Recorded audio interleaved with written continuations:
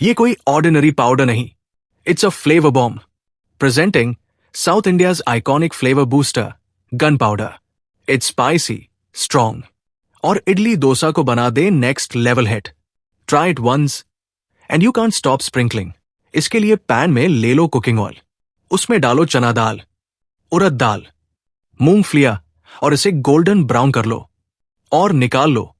Same pan में डालो थोड़ा सा कुकिंग ऑयल, साथ ही में डालो स्पाइसी लाल मिर्च, कश्मीरी लाल मिर्च और इसे 2 से 3 मिनट रोस्ट कर लो और निकाल लो।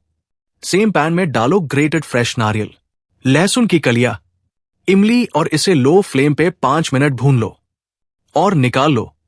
अब ले लो एक ग्राइंडिंग जार, उसमें डालो सारे आइटम, साथ ही में डालो हींग, नमक और इसे पीस लो और बस रेडी है हमारी स्पाइसी चटपटी गन पाउडर। रेसिपी अच्छी लगी तो इसे लाइक करो, शेयर करो and follow us for more.